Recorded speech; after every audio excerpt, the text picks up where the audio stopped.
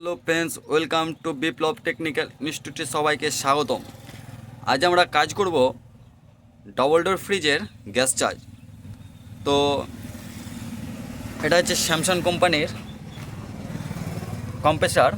তো যাই হোক, এর স্টিকারটা উঠে গেছে। তো এর লিকেজ ছিল, আমরা পুরো লিকেজ টেস্ট করে নিয়েছি কোথায় লিকেজ ছিল। তো আমরা পুরো ডিসচার্জ, পুরো সাকশন আমরা খুলে দিয়েছি, এবং এর ডিসচার্জের কন্ডেন্সার পাইপ এটা, আর সাকশানের পাইপ এটা। তো তো চলুন আমরা এখন পুরো কাজটা করা যাক। আর কাজটা কীভাবে করছি সেটা দেখতে থাকুন।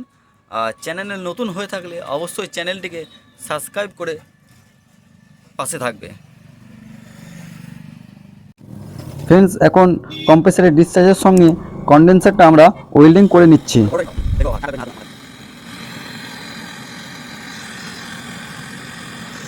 আমাদের কন্ডেন্সার ডিসচার্জের সঙ্গে ওয়েল্ডিং হয়ে গেছে। এবার আমরা যে কাজটা করব, যেখানে আমাদের ফিল্টার লাগাবো, সেই জায়গাটা আমাদের অনেক বড় হয়ে গেছে।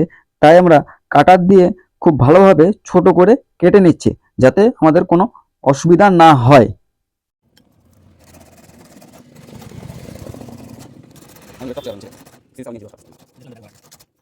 তারপর আমরা ফ্রিজটাকে অন করে দিয়েছি এবং আমাদের কন্ডেনসার লাইনটা খুব ভালোভাবে ফ্লাশিং করে নিচ্ছি।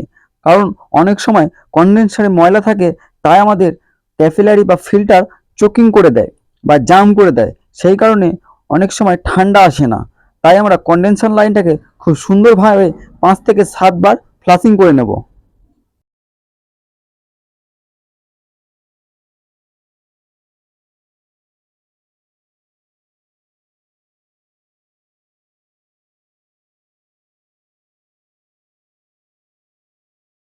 আমাদের কন্ডেনসার লাইন ফ্লাশিং হয়ে গেছে এবং যে কাজটা করব, আমরা এখন ফিল্টার লাগাবো। তো চলো এখন আমরা ফিল্টারটা লাগা যাক। দেখো, আমরা নিয়ে নিয়েছি একটা খুব সুন্দর বাবার ডায়ার, বা এটাকে কেউ ডায়ার বলে বা কেউ ফিল্টার বলে। আমরা সবসময় এটাকে ফিল্টারই বলা যায়।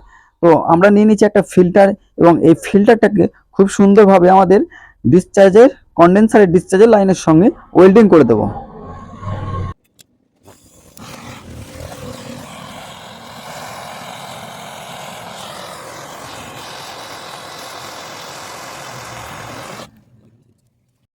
ফাইনালি আমাদের ফিল্টার ওয়েল্ডিং হয়ে গেছে, এবং তারপরে যে কাজটা করব, আমাদের ক্যাপিলারি ওয়েল্ডিং। দেখো, আমাদের ক্যাপিলারি ওয়েল্ডিং হচ্ছে এখন, এবং ক্যাপিলারি ওয়েল্ডিংটা খুব সুন্দরভাবে করতে হবে, না হলে আমাদের ক্যাপিলারি পুরো জাম করে দেবে। প্রায় আমাদের সমস্ত ওয়েল্ডিং হয়ে গেছে। এবার যেটা আমাদের বাকি আছে সেটা হচ্ছে সাকশান। সাকশান লাইনটা কম্প্রেসারের সাকশানের সঙ্গে ওয়েল্ডিং করে দেবো। তাই আমরা সাকশান লাইনটা কম্প্রেসারের সঙ্গে খুব সুন্দরভাবে ভরে দিলাম, এবং এই সাকশন লাইনটা খুব সুন্দরভাবে আমাদের ওয়েল্ডিং করে দেবো।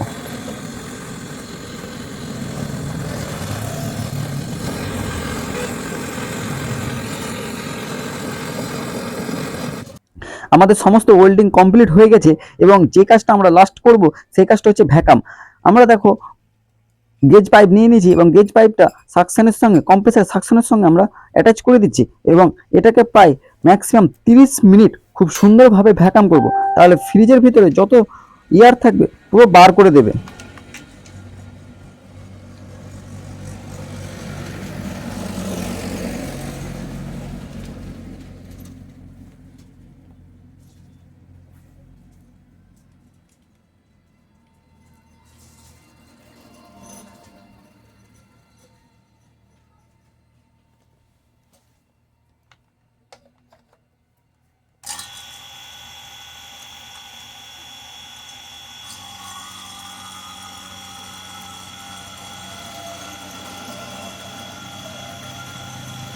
ফাইনালি আমাদের 30 মিনিট মতন ভ্যাকাম হয়ে গেছে। তো আমরা যেটা কাজ করব এখন, গ্যাস চার্জ। চলো আমরা নিয়ে নিচ্ছি একটা 134 গ্যাসের ক্যান, এবং আমাদের গেজ মিটারের সঙ্গে ক্যানটা অ্যাটাচ করে দিলাম, এবং আমাদের গ্যাস ট্যাঙ্কিটা লুজ করে দিলাম। লুজ করে দেওয়ার পর আমাদের যে গ্যাসের পাইপটা আছে সেটা আমরা এখন লুজ করে দেবো। তাহলে আমাদের পুরো পাইপের ভিতর যে এয়ারটা আছে, গ্যাস পাইপের ভিতর যে এয়ারটা আছে সেটা আমাদের বেরিয়ে যাবে। এবং গ্যাস চার্জিংয়ের পুরো প্রসেসটা দেখতে থাকো।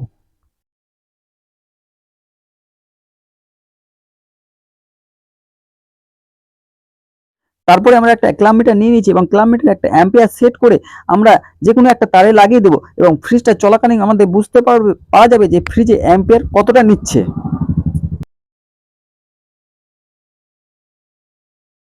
ফাইনালি আমাদের গ্যাস চার্জ পুরো কমপ্লিট হয়ে গেছে। আর ভিডিওটা ভালো লাগলে অবশ্যই একটা লাইক আর কমেন্ট করে যাবে।